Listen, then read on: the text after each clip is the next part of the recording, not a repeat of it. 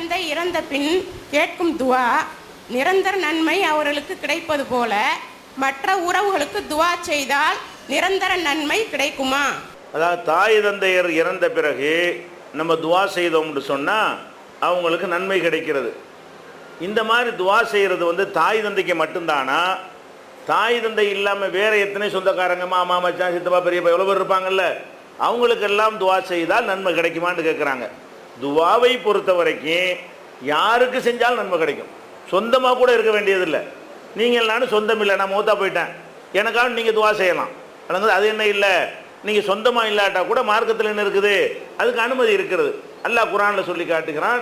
மூமீன்களுடைய அடையாளத்தை சொல்லும் பொழுது அவங்க என்ன செய்வாங்களாம், ரப்பனா கஃபிர் லனா ஒலி இஹ்வானி நல்லதீன சபகூனா பில் ஈமான், இறைவா எங்களையும் மன்னிப்பாயாக, எங்களுக்கு முன்னால் ஈமானோடு சென்று விட்டார்களே அவர்களையும் மன்னிப்பாயாக என்று பிரார்த்தனை செய்வார்கள்.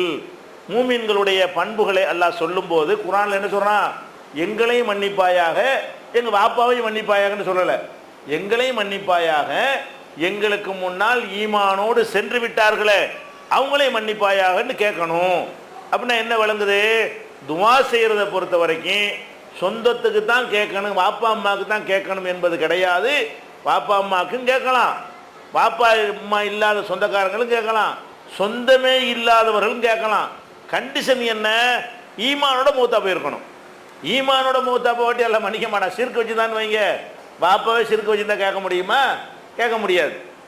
ரசூல் ஸல்லல்லாஹு அலைஹி வஸல்லம் அவங்க தாயாருக்காக வேண்டி பாவ மன்னிப்பு கேட்க முயற்சி பண்ணும்போது அனுமதி கேட்கும்போது எல்லாம் மறுத்துட்டான்.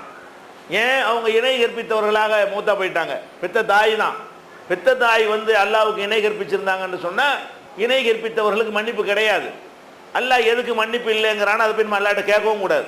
அந்த மாதிரி இல்லாமல் அவங்க அல்லாவுக்கு இணை கற்பிக்காதவர்களாக மரணித்திருப்பார்களே, ஆனால் அது எவராக இருந்தாலும் சரி அவர்களாம் என்ன செய்யலாம், பாவ மன்னிப்பு கேட்கலாம், துவா செய்யலாம்.